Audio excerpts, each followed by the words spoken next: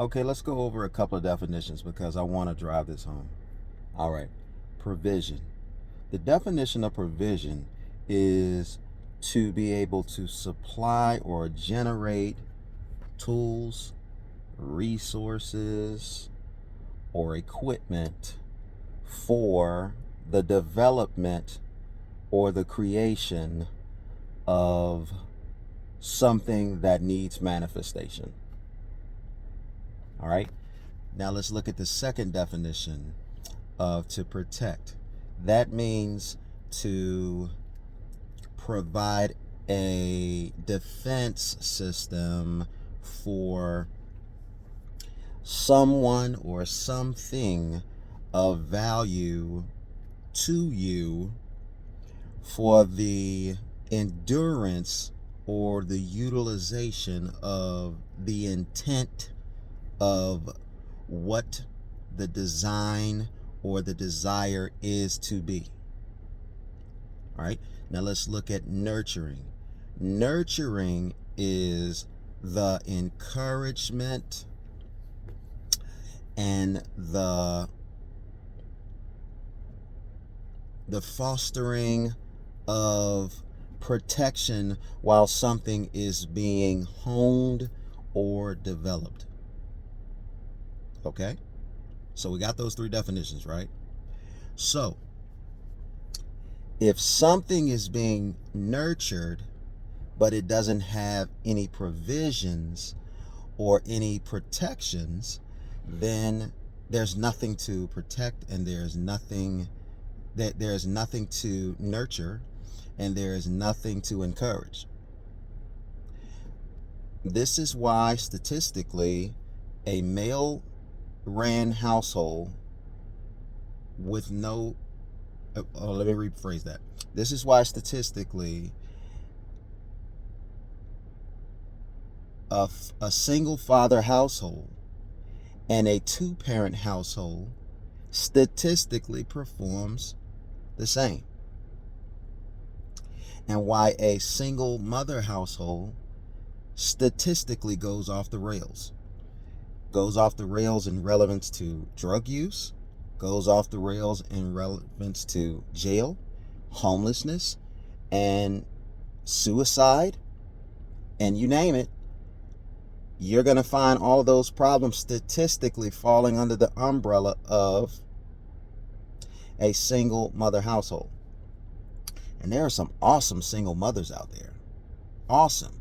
But even with the awesome single mothers, they run across the problem of what they just don't have inside of them to provide. And a woman, no matter how masculine she decides to move, she cannot provide what a man can provide that child. Can a mother go out there and make money? Sure. Can a mother go out there and can a mother have provisions for her family? Absolutely. But the Achilles heel of the thought process of a woman when in that role is her interconnected thoughts. I heard the late Kevin Samuels say that women have spaghetti brains. It's not designed to insult a woman, but to illustrate when you have a plate of spaghetti, everything is connected. One piece of spaghetti connects to another piece of spaghetti, and another piece, and another piece, and everything is interconnected. That's why typically when you have a woman who is upset about something that isn't correlated to another thing, it's interconnected to the other things. An example of would be, let's say a woman has a good family life. Everything is flowing and going fine. But she all of a sudden has a problem with her girlfriend. It upsets her. It's more apropos to affect the way she's dealing with her family because she's upset about what's going on with her girlfriend. Interconnected. This is why wholeheartedly women need to be covered. Women need to be in an environment where they're covered. Now, some women, even modern day, have the idea right, but it's perverted, of this soft girl era. Well, what does that mean? In a modern woman's mind, it means a man paying all of her bills, taking care of everything so she doesn't have to do anything. And albeit there is some truth to that, the perversion of it is that women essentially that think like that are looking for not relationships, but sponsorships. Do you know what a sponsorship is? A sponsorship is the setup of everything that's needed with nothing in return. But even in a business sponsorship, let's just say you have this huge stadium and the name on the stadium is of a company. Even that company benefits from that because of the exposure, but it's an understanding that this company is going to provide all of this money, and in return, they're going to get exposure. When men enter relationships in modern day and why it doesn't work is because men are under the impression that they have the relationships with these modern women, but the women have another angle in which they're thinking in terms of sponsorship. Let's give an example of how this works. When a woman is used to a man taking her shopping, paying for her mortgage or rent, her cars, her clothes, her jewelry, and things of that nature, one can ask the simple question, what is that man getting out in return? And no, it can't be your presence. No, it can't be intercourse. What it has to be is it has to be something definitive that provides him the value in which he seeks. And a man has to get his value from the mud. He doesn't have value when he enters the world as a quote unquote adult. He has to go and he has to build his value. Meanwhile, women already have their value intrinsically. And because women have their value intrinsically, a man would benefit if she takes her intrinsic value and give it to him unbiasedly. Then that benefits him. That sweetens his life. See, women are the sweeteners of life, because without women, men wouldn't be motivated to do a lot of and problem solve a lot of things. That's why the power of a woman is her influence. But women who decide to be masculine abandon their number one true power, which is influence, all for the sake of raw power, which she's not built or designed to wield for a duration as men are. It'll break her down. See, pressure is made for shoulders and not for hips. That's just the way that it is. That's just the way that it has been. That's just the way that it is currently. That's the way that it'll always be, unless women are built and designed differently. If women were built and designed to be like men, the status quo, the standard wouldn't be lowered so they can do some things. Think of the military. You can't hold a woman accountable to be able to run the same times as men run in the mile. You can't hold a woman. Look at the world record for bench press. A woman sits as a woman world record and her numbers are this. But a man sits at the world record of that. And why is that? It's because the man can do more physically. Now, women have their advantages as well, but women have their advantages intrinsically. But when she puts herself in a masculine place, voluntarily or involuntarily, she has, in order to be able to thrive and survive, she would need to be able to have the standards lowered, in which men have lowered those standards for testing, capacity, and things of that nature. I'm not here to argue with you or your mama. I'm here to just state the facts. See, because we live in a world where the facts, the data, and the statistic tells us what we need to know, when we have the sample size big enough to be able to illustrate that. Does that mean that there is not a woman out there that can't do some things that a man can do just as good physically or better? Yes. But are we talking about the anomalies or are we talking about the normalities? we will never solve anything, whether it's good or bad, dealing with anomalies. We will only solve if we are dealing with normality. So if I lined up 100 women randomly and 100 men randomly, and I gave them physical tests to compete in, men would win. It's just because women are not designed to be stronger than men. But men also aren't designed to be intuitive like women. That doesn't mean one is better than the other. No, that just means one is interdependent upon the other. Physical strength is great, but detailed insight is what's needed so the physical strength is utilized smart. A man can live his life without a woman, but a man living his life with a woman operating in a feminine role is going to have a sweeter life. Is going to have a more encouraged life. So let's go back to the children. When a child is growing up in a single mother home, the child is actually going to be able to get a lot of nurturing, a lot of encouragement, and without the substance of structure, that child grows up to be spoiled. And when we start thinking, we've used this term spoiled to be a great thing and glorified, but would you ever eat anything that's spoiled? Absolutely not. So to consume someone who is spoiled is not good. Does that mean that you shouldn't reward a child for this, or you shouldn't give a child that? No. It just means that there is a moderation that's needed to be able to do that for a child. And it can't outweigh the discipline and the structure. The structure needs to be like a plate of food. If you're going to have a plate of food, right? You got to have some vegetables on the food, on the plate. And when it comes to vegetables, fruit, and meat, what's the least desired by man? The vegetables, right? But the vegetables provide a certain type of nourishment.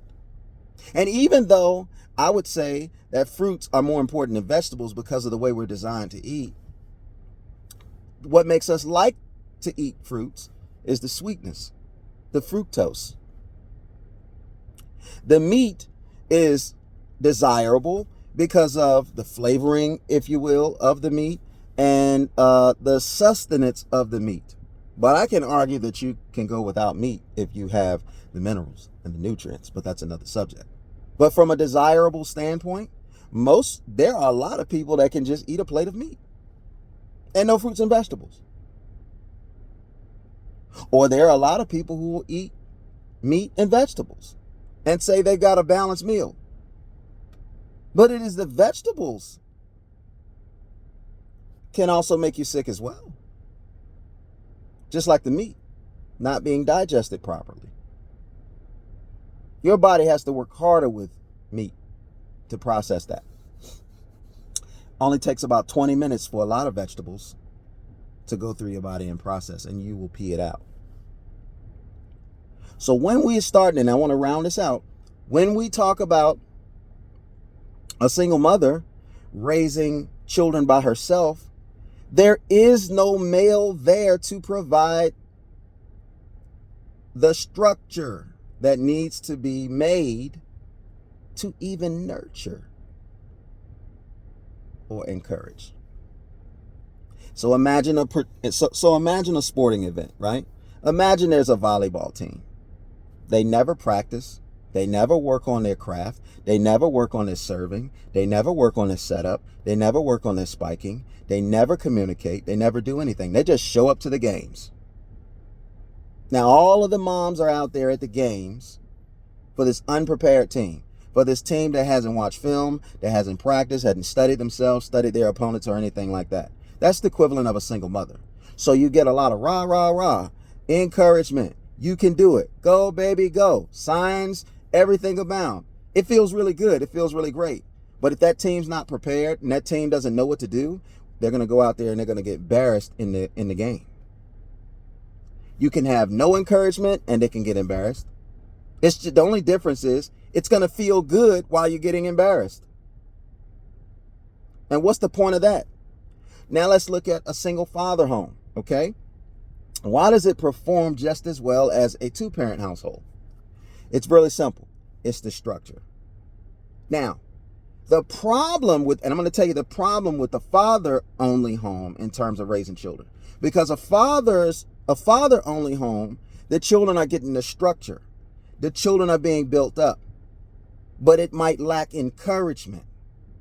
But the fear will propel that child from the father of doing what they're supposed to do. This is why with most fathers, the children fear the father, but they don't fear the mother. So now when you're talking about the structure that they're getting or whatever the case may be, they're getting the structure, they're being built up. It's like, come on, son, come on, daughter, it's time to get this done. Do this, do that. You don't get this thing done, you're going to see me. You're going to see me. You don't want to see me. You don't want to see the ugly side of me. Get it done. Now, what a mother provides in that situation is a detailed perspective, the support to help that child find the joy in what they're doing. So a child is going to do what they're going to do if they have the structure, but having the encouragement to continue to do it will make life sweeter. They'll understand the processes and finding the joy in the process. So when they're going through storms, their mother can help them to find the eye of the storm where there's peace and there's calmness. And that child, and you see it develop, when that child get into frantic situations, critical situations where they call for critical thinking, they don't allow the circumstances as much to affect them because they can find the joy in it. How can a basketball player with the lights and the cameras on them in a critical situation smile and do what they need to do unfazed and unbothered? Well, it's either because they're motivated by fear or it's because they understand that there is joy in the process and they know how to locate it. So, this is why single father homes perform just as well as the two-parent households. But when you don't know how, but when the joy is missing, when the encouragement is missing, I believe that leads to a shorter lifespan. You'll get things done, but because you don't know how to obtain joy, because you don't know how to be encouraged in the process, that stress on you will kill you. So while the single father home performs just as good as a two-parent household, to be able to live a maximum lifestyle, a maximum life, the mother and the father is important. It's great to have encouragement and nurturing, but if you don't have anything to encourage and nurture, you're just going to get a whole bunch of water pulled on unseeded soil. And all that's going to grow is weeds. If you're trying to grow substance, it takes a man. That's why the man owns the seed. The seed comes from a man. Because you can water nothing and grow weeds. Or if you're intentional about growing something, you have to put a seed into the soil to be able to grow that. And you've got to be there to also kill the weeds, pull the weeds, destroy the weeds. You just can't grow something without, so that's a good analogy right there. A man is responsible for the seed, and a woman is responsible for nurturing that seed, but also surveying what's growing around that seed. And before what's growing around that seed, i.e. weeds, she can pull them up, tending to her field.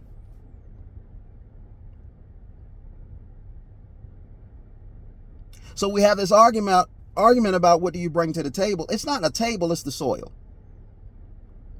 And the soil was here before man was and before woman was. But where a man roams is where his soil is. And if a woman's going to be with a man, she's agreeing to occupy that place of soil. So when a man puts out his seed, and that means figuratively and metaphorically, his vision, a woman's responsible for making sure she cultivates that seed and makes sure it makes its full manifestation to what it's going to be. Because a man's seed can't turn into a child, or a man's vision can't come into fruition unless that seed is allowed to be manifested. So when a man raises a child by himself, that seed can get choked out. But if a man provides the protection and the provisions for that seed can grow into what it's going to be. It's just going to have a whole bunch of weeds around it. It's not going to be as attractive. It's going to have a harder time to survive.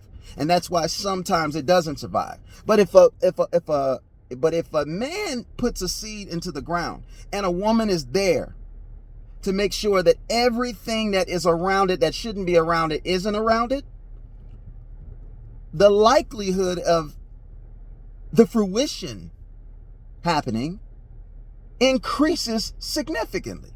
So we're not here to say that one is more important than the other. We're saying that if you want a child to be maximized into their potential, and you want a child to be maximized and with the encouragement, the love, and the nurturing, you need both. So we incomplete it when we say single father homes are just as good as mother and father homes. We're missing the longevity part. Just like a man on his own, he can live out his full life, but statistics show that a man that is in a happy marriage lives longer, more healthier. You think men walk around in a sense of normalcy and watch what they eat? No, we're savages. We eat whatever we can eat. But what does a good woman do for a man? She monitors what he eats. Baby, you can't eat too much of that. That's not good for you. Baby, you can't eat that. That's going to harm you in this way. Women are more detail-oriented by nature. But what is the purpose of a detail if it isn't a main idea? You have to have a main idea to really talk about supporting details. This is why men survive and women help men thrive.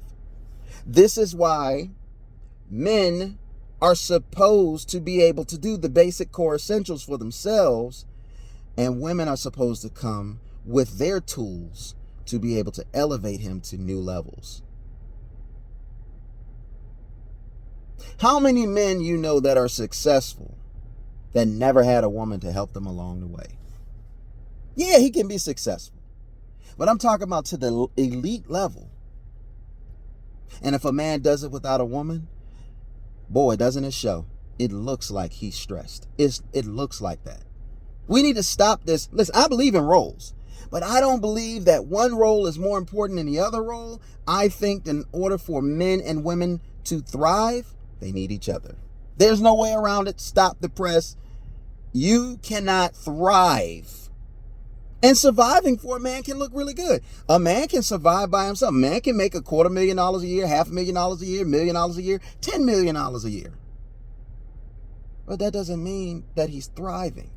The amount of money that you make doesn't determine how successful you are. Because you can have a lot of money and commit suicide.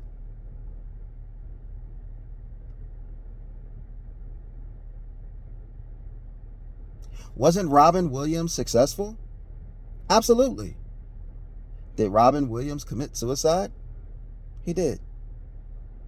Do we know if he had a woman in his life of consistency? We don't know. I don't know.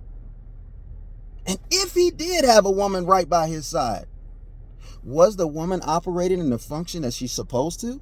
Because, and it's not to blame men or women or men. It is to say that just because a woman is present doesn't mean she's moving feminine. Just because a man is present doesn't mean he's moving masculine.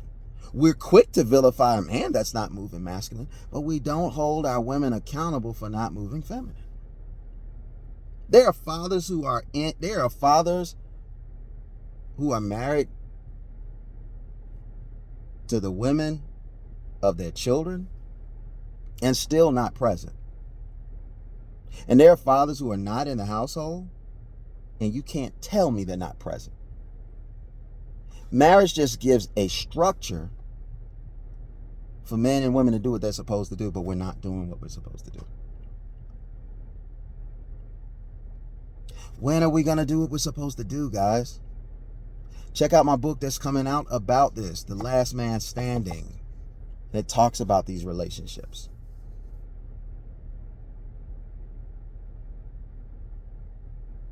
It talks about how women are pricing themselves out of the market. The men that we got that are feminine, just look at the background.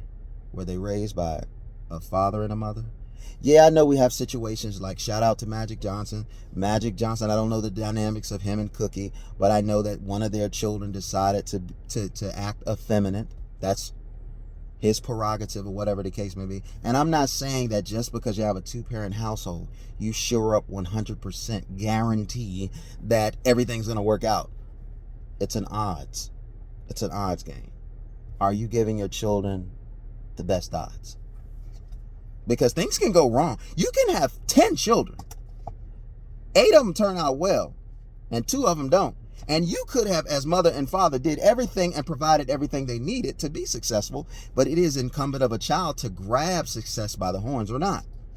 I'm not saying, and do not think that there's a silver bullet where I'm saying that everybody that has a mommy and a daddy are going to turn out well. No, but what I'm saying is the tools are available for success to be had. But a child must show up to class ready to learn. And that's not up to a parent. So everybody's got accountability. So quick review. A single mother household is the worst of the 3. A father-led only household is the second best, only because the shortened lifespan, due to lack of joy, due to lack of support, due to lack of encouragement. And I'm not saying fathers can't encourage, but that's not their predominant role. Their predominant role is to build, provide, and protect. And a dual parent household where there's a mother and a father, a biological mother and a biological father. We're not going to play this 2 women, 2 men stuff. We're not doing that. But we're talking about a biological woman and a biological man having children provides those children the best possible outcomes. And by us not working together as men and women, we're saying we don't give a darn about the children. See, marriage isn't even about you and you and your spouse. Marriage is about children. It's giving a foundation for children to grow and thrive. But the man and the woman needs to be able to do the work. And the man's work is not going to look like what the woman's work is. And the woman's work is not going to look like what the man's work is. So women, stop trying to get men to do the woman's work. And women, don't expect and vice versa. Put it like that. Because it looks different. Yeah, everybody can see the details of what a woman does. But that doesn't mean a man's not doing his work either. When the gutters need to be cleaned, when the oil need to be changed, when the tires need to be rotated or changed, that's a man's work.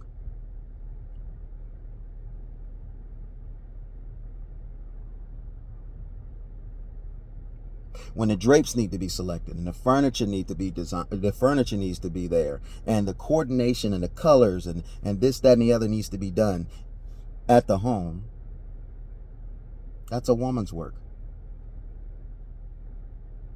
Do you understand? Just like a woman's value is from her inside and a man's value is from his outside, so is everything else, the house. See, nature tells us what we're supposed to do. In the house, the woman's supposed to run that. Out the house, the man's supposed to get that.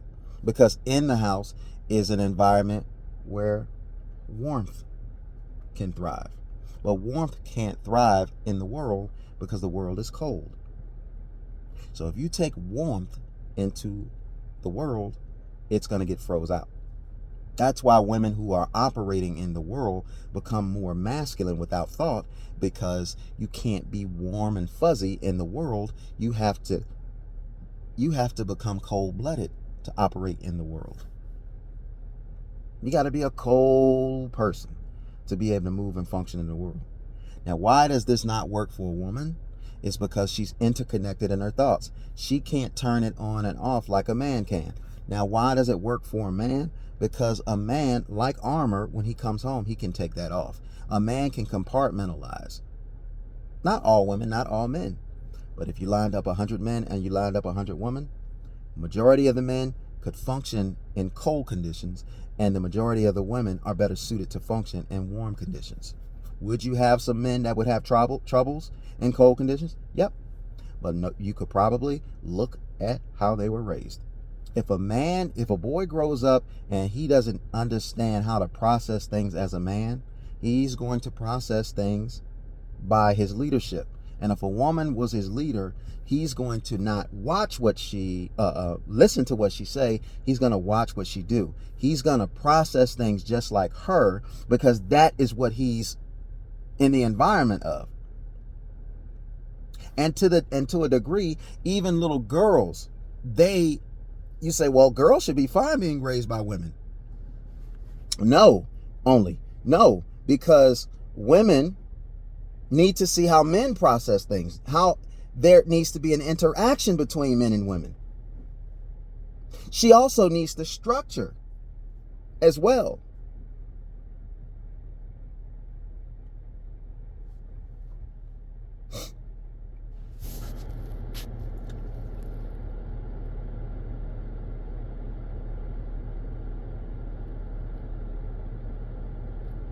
She needs to know how to deal with the man, what the expectations of men are, and what men need in a supportive role. But that's not what happens in single mother households with girls. They grow up learning how to be independent. They learn how to survive. And that's not even their primary design. And just because something has come secondary to you, you can be great at it. But if you're not designed to do it, it's going to shorten you. It's going to break you down. Do what you're designed to do, and you will live the maximum amount of time you're supposed to live. If you do what you're not designed to do, because you're not designed to do it, it will break you down. What did I say about pressure? Pressure is made for shoulders, not for hips.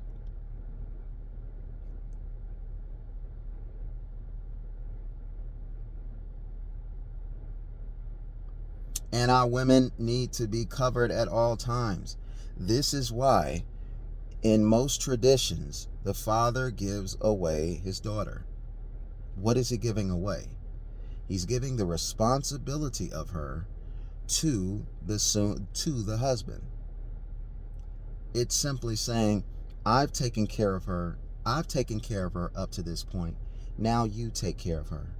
And I believe you can take care of her because you have shown me, the father, as worthy of taking care of her. Because I saw things logically. You may not do it you may not have as much money as me, but you have the characteristics to be able to take care of the things that you need. Because even though I allowed my daughter a wonderful and soft life, I understand that the precipice of what a woman needs is she just needs a safe place to stay. She needs quality food to eat. I'm not talking about these $1,000 steaks. I mean quality foods, meaning access to quality foods, access to quality shelter, access to quality drink, and the essentials of what they need. Whether that be Louis Vuitton, or if you can't do a Louis Vuitton, Walmart. You're going to make sure that when it's cold, she has something to keep her warm. You're going to make sure when it's warm, she has the right kind of clothing to be able to survive the heat. See, and this is where we get lost today, because we take what's supposed to be the standard as delusional women do, and we raise it into the stratosphere of something being like Louis Vuitton as the standard, something being like Balenciaga as the standard. We know that's what you ultimately want, but sister girl, don't you know that in order to get there, you must roll up your sleeves and help your man get there? And for those that think I'm gonna wait for a ready-made man,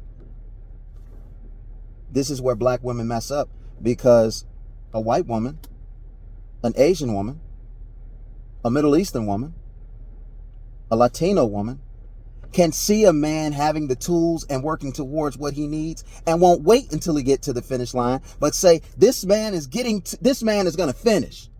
I'm going to help him finish. I'm going to join him. And when you help a man finish the race, his loyalty towards you increases. Because when a man gets where he's going, he's looking around at who supported him the most. And 9 times out of 10, that's who he's going to be loyal to the most. If you wait for a man to get to the finish line before you start to pick him, he's going to always wonder in the back of his mind, what are you really here for? And you're not going to get the fullness thereof from that man. That's why you have men that won't do anything for a woman that's not his. He makes a woman go through the gauntlet if he's of sound mind.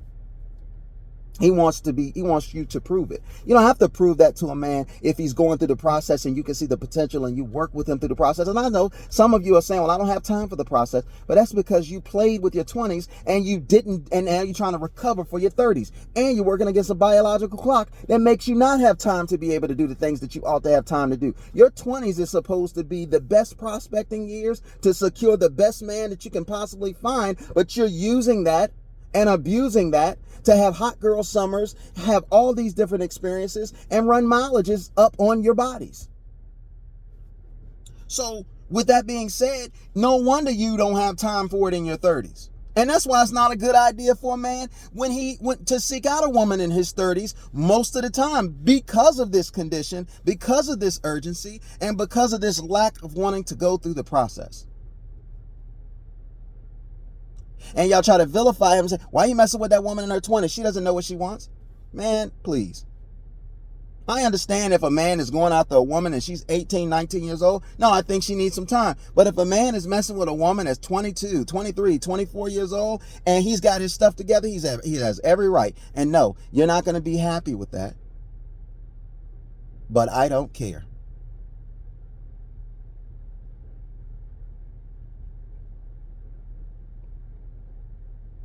Me and my wife found each other in our early 20s.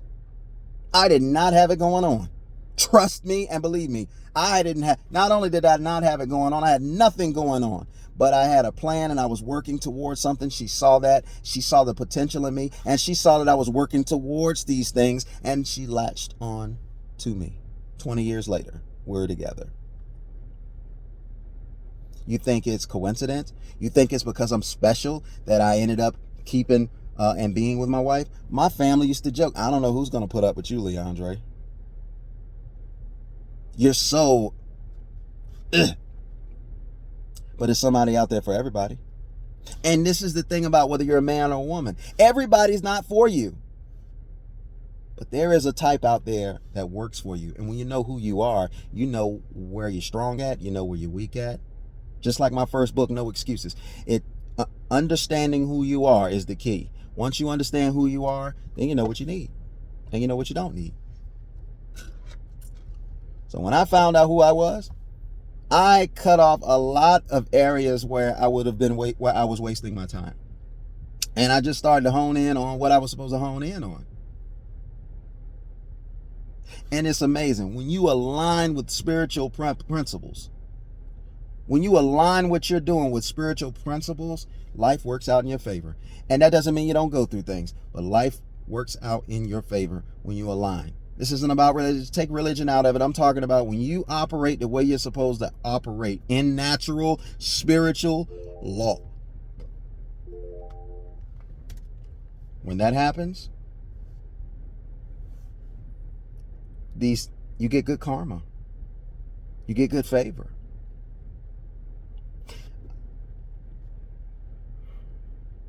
So, ladies and gentlemen, if you've gotten to this point, you feel me? If you've gotten to this point, you know what I'm saying is real. if you've gotten to this point, it makes too much sense. We have to restore the nuclear family. If we don't, there is no data that supports the elimination or the lack thereof nuclear family and a thriving society of any capacity. Go back and look for yourself. We have nothing but history to look back on. And if we can find at any point where there was no nuclear family and the world was thriving, I'm willing to change my mind. But I live in reality. Data, facts, statistics. It tells us the truth. And what do we want to do? Do we want to deal with the truth, or we want to deal with the moving goalposts and a bunch of lies?